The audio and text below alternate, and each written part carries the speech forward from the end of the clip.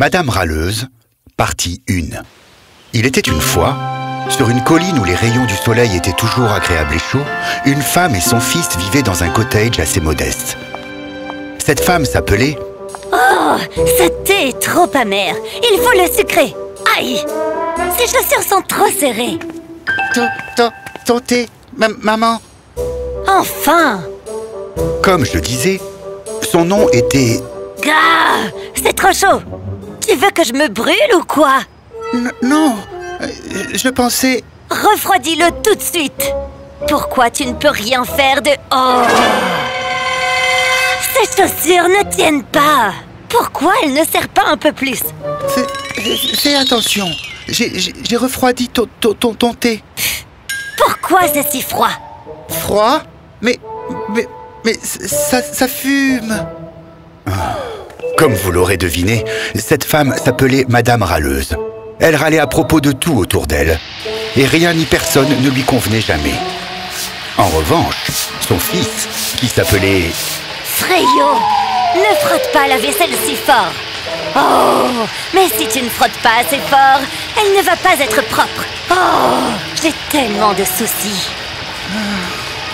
Freyo était doux et modéré, complètement l'opposé de sa mère, car il trouvait son bonheur dans les plus petites choses. En revanche, même si Madame Râleuse était insatisfaite d'à peu près tout, il y avait quand même quelque chose qu'elle adorait. C'était un pommier très grand et très robuste. Tous les ans, elle attendait avec impatience qu'il fleurisse. Vous savez pourquoi? Eh bien parce que cet arbre était un peu magique. Bonjour, joli pommier. Oh, Madame Râleuse, quel plaisir de vous voir. Vous êtes venue chercher des pièces d'argent? Voyez-vous, les bourgeons de l'arbre se transformaient en pièces d'argent une fois cueillis. Mais cela ne plaisait pas pour autant à Madame Râleuse. Je préférerais avoir des pommes en or plutôt que des pièces en argent, merci. Mais je n'ai jamais réussi à produire des pommes en or. Si tes bourgeons sont en argent, les fruits seront sûrement en or. Oh! Tu pourrais les produire si seulement cet horrible vent du Nord ne venait pas interférer.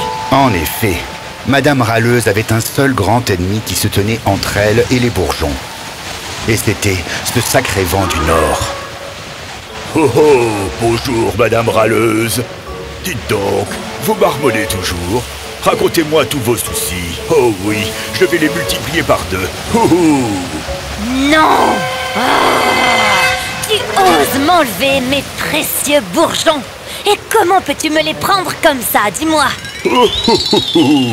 C'est tellement drôle de vous voir en colère et sur les nerfs comme ça. Toi, le méchant, horrible, et qui cherche les problèmes. Le vent du Nord ne la laissa pas finir.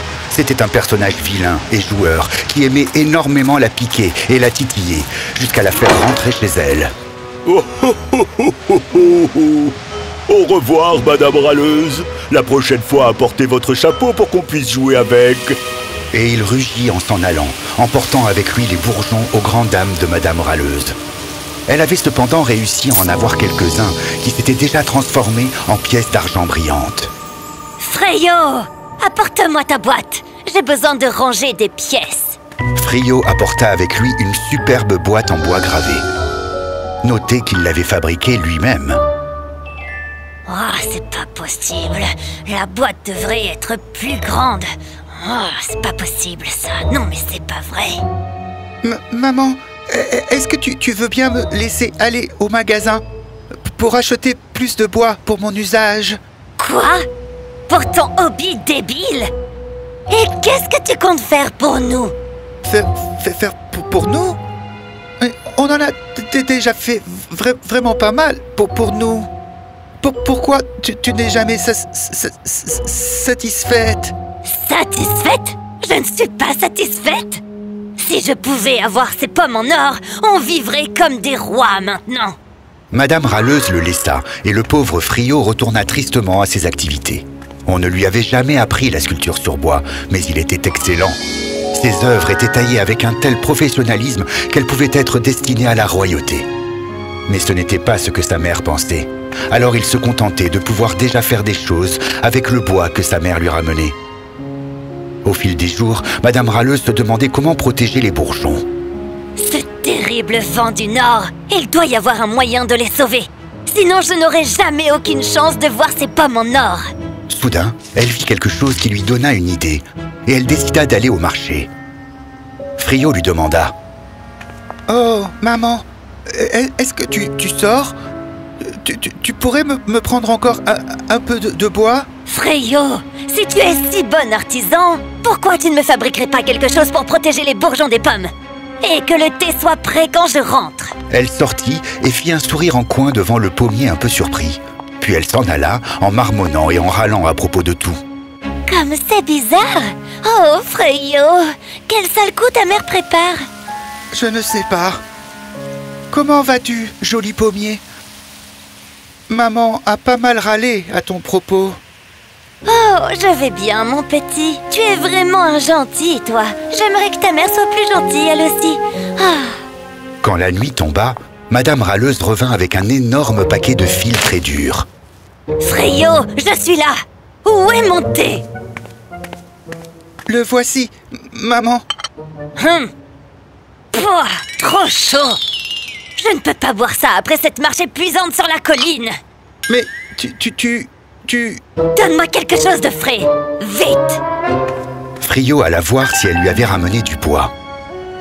On dirait qu'elle a complètement oublié le bois. Qu'est-ce que tu marmonnes encore? Regarde, je t'ai ramené cette corde raide pour recouvrir le pommier avec. Quoi? Frio était horrifié. Il essaya de convaincre sa mère d'abandonner son plan. Tu ne fais qu'embêter le pommier.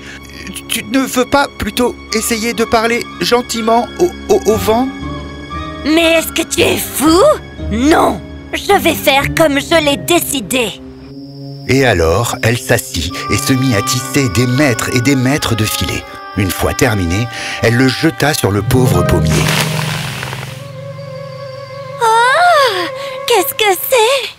Puisque tu ne peux pas t'occuper de tes propres bourgeons, je vais le faire à ta place. Maintenant, le vent du Nord ne pourra plus les emmener. Ouh. Est-ce que quelqu'un m'a appelé? Eh bien... Quoi? Madame Râleuse, vous m'insultez. Vous pensiez vraiment que ce filet ridicule me tiendrait à l'écart? Le filet est solide et tu ne peux plus rien faire. Alors je vais vous montrer ma force à moi. Et en un seul souffle, le filet sur lequel Madame Râleuse avait travaillé si dur fut soufflé comme une petite feuille. Son corps se serra à la vue du filet et des bourgeons qui s'envolaient avec le vent. Dans les jours qui suivirent, elle devint encore plus grincheuse que d'habitude. Oh, je n'en reviens pas que ça n'ait pas marché, c'est pas possible. Je ne comprends vraiment pas pourquoi. Je suis vraiment très en colère. Maman, est-ce que ça va? Ça suffit! Je vais parcourir le monde et rechercher toutes les pièces que le vent m'a volées. Oh, ça je te le dis! Quoi? Mais maman, enfin, où vas-tu? Allez! Je ne sais pas, mais je ne peux pas rester plantée là à regarder mon argent s'envoler. Frio essaya de lui faire changer d'avis, mais en vain. Si seulement j'avais un fils plus respectueux et plus intelligent, j'aurais eu ces pommes il y a des années. Toi, tu vas rester ici et t'occuper de la maison. Je serai de retour avant l'apparition des prochains bourgeons. Et là-dessus, elle ramassa son sac et se mit en route.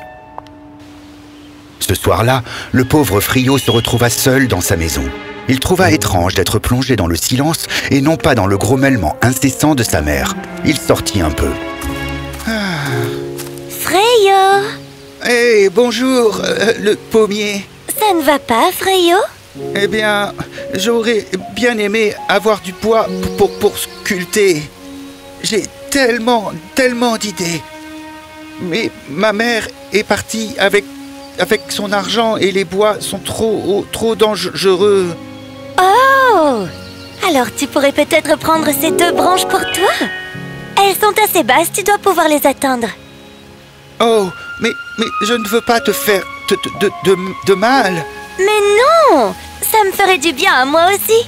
Si tu me les enlèves, j'en aurai des nouvelles qui repousseront encore mieux. Vraiment? Vraiment et sincèrement. Tu me traites avec tant de gentillesse que j'ai envie de te faire plaisir, mon grand. Oh, merci beaucoup. Ainsi, Frio retira les 2 longues branches robustes avec une joie intense. Il se mit rapidement à créer de jolis objets et de belles sculptures. Il travailla beaucoup pendant des jours. Il n'y avait plus personne pour l'embêter ou se moquer de lui. Et quand il termina, il ressentit la plus grande fierté face à ce qu'il avait créé. Phew! Regardez ça! Je me suis vraiment surpassé. Mais qu'est-ce que je vais faire de tout ça? Je peux le vendre? Frio avait toujours rêvé de vendre ses créations, mais avait toujours été durement moqué par sa mère. Donc, il n'avait jamais essayé. Alors cette fois, avec une nouvelle détermination, il emballa quelques-unes de ses meilleures sculptures et alla au marché. Bonjour, monsieur. Bonjour, Frio. Tu es venu tout seul? Oui.